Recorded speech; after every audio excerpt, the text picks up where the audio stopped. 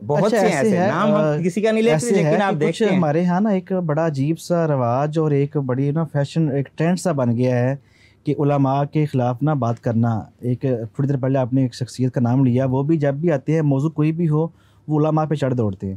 اب قرآن پاک ہم نام نہیں لے رہے، انہوں نے کسی کا نام لیا، اس کی بات کر رہا ہوں. اب پرابلم یہ ہے کہ قرآن ہمیں کہتا ہے انما یخشی اللہ من عبادہ العلماء، کہ اللہ کی خشیت کسی جگہ پائی جاتی ہے تو علماء بندوں میں. نو ڈاؤٹ علماء میں جو ہے وہ علماء سو بھی ہوتے ہیں، برے لوگ بھی ہوتے ہیں، بظاہر جو ہے وہ علماء ہوتے ہیں، لیکن ان کے ہاں وہ شرارتی فساد اور جو ہے وہ چلتے ہیں. جیسے کہ مستشرقین جو ہیں، اورینٹلسٹ جو ہیں، ٹھیک ہے، بظاہر جو ہے وہ اسلام کے بارے میں کتابیں لکھیں گے، 10 باتیں نبی اکرم صلی اللہ علیہ وسلم کی توصیف و تعریف میں لکھ دیں گے، اور 1-2 بات جو ہے وہ ایسی بات کر دیں گے جو نبی اکرم صلی اللہ علیہ وسلم کی شان میں تنقیص جو ہے وہ کرنے کی کوشش کریں گے، اور لوگوں کو آپ صلی اللہ علیہ وسلم کی ذات سے دور کرنے کی کوشش کریں گے. اس طرح کی چیزیں موجود ہیں، لیکن جو ہے وہ علماء کے خلاف ہی. اب مجھے بتائیں پاکستان میں جو ہے اسلام کے نام پہ بننے والے ملک پاکستان میں علماء کو کتنی جو ہے وہ حاصل ہے کہ وہ جو ہے وہ اسلام پھیلائیں؟ کیا ان کی خدمت ہے؟ کیا ان کی جو ہے وہ سرپرستی ہے؟ ایسا تو نہیں ہے. ٹھیک ہے، ایسے ہی جب تک دین کے نام لیوا لوگ جتنا بھی دین کا کام کر رہے ہیں، آپ کی دنیا، آپ کا کروڑوں اربوں ڈالر خرچ ہوتے ہیں اسکول، کالج، یونیورسٹی کی تعلیم پہ، لیکن اس کے باوجود آپ کی کوئی یونیورسٹی دنیا کی ٹاپ 50 ٹاپ 100 یونیورسٹی میں شامل نہیں ہوتی. ٹھیک ہے، لیکن آپ دنیا میں پاکستان جو ہے پہلے نمبر پہ ہے، دوسرے نمبر پہ ہے، تو دین پھیلانے کے نام پہ ہے، قرآن کی تعلیم کے نام پہ ہے، حفاظ قرآن بنانے کے نام سے ہے، علماء دین بنانے کے نام سے ہے. ٹھیک ہے، ان کے پاس وسائل ہی کیا ہیں، ان کے پاس ریسورسز ہی کیا ہیں. ٹھیک ہے، نبی اکرم صلی اللہ علیہ وسلم کی جیسے بار کہا ہے کہ قرب قیامت دین کا کام بھی درہم و دینار کے بغیر نہیں ہو سکے گا. اس میں سارا فنانس انوالو ہے. ان کے پاس کتنی فنانسل جو ہے وہ ایسی اپرچونیٹیز ہیں جس کو یوز کر کے یہ جو ہے وہ بلائیں. اب رہی بات یہ کہ یہ بات بالکل قرآن پاک حکم ہے کہ کفار، یہود جو ہے اور عیسائی نصارہ مسلمانوں کے دوست نہیں ہو سکتے، آپس میں ایک دوسرے کے دوست ہیں. اور اس کی بڑی دفعہ جو ہے وہ چیزیں مثالیں ہمارے سامنے ہیں، وہ کشمیر کی جنگ ہو، وہ فلسطین کا معاملہ ہو. آپ نے فرمایا کہ ابھی چونکہ ذکر ہوا، ایک حوالہ دیا میں نے ساحل صاحب کا، لیکن یہ تو وہ نہیں ہے نا، انہوں نے یہ تو وہ نہیں ہے. دیکھیں جو علماء حق، مفتی قیصر صاحب جو آپ بات کر رہے ہیں بالکل حق اور بجا کر رہے ہیں. علماء حق کا بہت دین کا کام کر رہے ہیں، اور انہیں کوئی بجٹ حاصل نہیں ہے، پھر اپنی محنت سے جو کچھ کما سکتے ہیں وہ اپنی محنت بھی لگاتے ہیں، اپنی کمائی بھی لگاتے ہیں دین پر، فی سبیل اللہ بھی کام کرتے ہیں، بہت محنت کے ساتھ علماء حق کا کام کرتے ہیں. ٹھیک ہے، لیکن وہ علماء کرام جو جا کے غیروں کے ساتھ دوستیاں پالتے ہیں، میں نے صرف انہی کی بات کی ہے.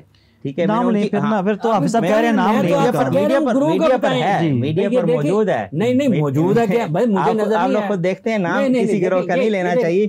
لیکن میں صرف جنرل بات کر رہا ہوں. قرآن پاک نے بھی یا الذین آمنوا لا تتخذوا اليہود کسی گروہ کا اسپیشل نام نہیں لیا. یہود کیا ہے؟ قوم پوری کی پوری گروہ کا نام نہیں لیا. آمنو میں سے کسی گروہ کا اسپیشل نام نہیں لیا. جو بھی ایمان والے ہیں نا، ان کو منع کر دیا گیا کہ ایسے لوگوں کے ساتھ یہودی، نصاری، کفار ایک دوسرے کی مدد کرنے والے. فلسطین میں کیا ہو رہا ہے دیکھ رہے ہیں نا آپ، فلسطین میں سارے کفار ایک دوسرے کے دوست بن گئے، ان کی مدد کر رہے ہیں. ٹھیک ہے، اور ہم میں سے ہی بعض جا کے نا ان کی چاپلوسی کر رہے ہیں. مسلمانوں میں سے ہی بڑے بڑے حکمران بھی ہیں، انہیں جا کے سلوٹ مار رہے ہیں. تو یہ کون سا اسلام ہے؟ ہمیں دکھاتے کچھ ہو رہے ہیں کہ ہم مسلمان ہیں، ہمارے حکمرانی، اور جا کے انہی کو جا کے سلوٹ مار رہے ہیں. یہ کون سا اسلام ہے؟ یہ غصہ کس پر؟ سارے حکمران اس میں شامل ہے. کون سا حاکم ہے جو جا کے فلسطین کی مدد کر رہا ہے؟ کوئی حاکم نہیں. گفتگو کا رخ موڑا ہے علماء سے، اور جو آپ نے مفکرین کا، واعظین کا، اب آپ نے گفتگو کا رخ موڑ دیا حکمرانوں کی طرف. جو بھی جا کے ان سے دوستیاں پالے گا، ان کی حمایتیں کرتا پھرے گا، انگریزوں کی، غیروں کی، کرسچن کی، مسلمانوں کے خلاف باتیں کرتے پھرے گا. علماء کی بات کرنا چاہ رہا تھا کہ بر صغیر میں جب یہ حکمران بنے آ کر، انگریز برطانوی حکمران جو ہے وہ آئے، ایسٹ انڈیا کمپنی آئی، اس سے پہلے بر صغیر کا جو نظام تعلیم تھا بڑا اسٹرانگ تھا. علماء کے ہاتھ میں نظام تعلیم تھا. ایک ایک شہر میں جو ہے وہ ہزاروں مدرسے تھے، اور وہ سارے مدرسے وہاں پہ الجبرا، وہاں پہ جو ہے وہ ریاضی وہاں پہ ہر چیز پڑھائی جاتی تھی اور فی سبیل اللہ ہوتی تھی. نہ صرف فی سبیل اللہ بلکہ بچوں کو وظائف دیے جاتے تھے, ہاسٹل ہوتے تھے اور دنیا سے لوگ یہاں تعلیم لینے آتے تھے. اور 90% جو ہے وہ اس ہندوستان کا جو ہے تھا کہ وہ تعلیمی جو ہے وہ کامیابی تھی. اور آج تو ہمارے ہاں جو ہے وہ اس کی ریشو بہت نیچے آ گئی ہوئی ہے. ہوا کیا, مورخ اب تاریخ ہمارے نا احباب جو ہے وہ تاریخ پڑھتے نہیں ہیں.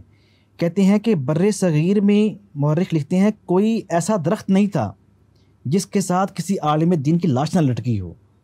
لاکھوں علماء کو شہید کر کے ہی پھر اس ملک اس علاقے میں لارڈ میکالے کا تعلیمی نظام نافذ کیا گیا جس نے ہمیں دین سے دور کیا.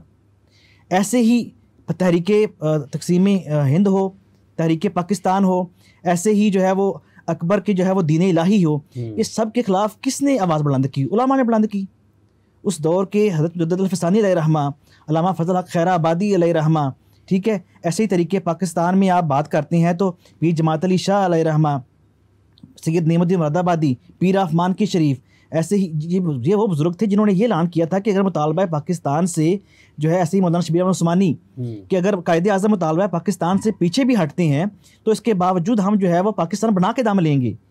اور اس کے بعد پاکستان بننے کے بعد پاکستان میں تحریک نظام مصطفیٰ ہو, پاکستان میں تحریک ختم نبوت ہو, تو کون لوگ جو ہے وہ شہید ہوئے, کن لوگوں نے قربانیاں دیں؟ علماء کے طبقے نے قربانیاں دیں.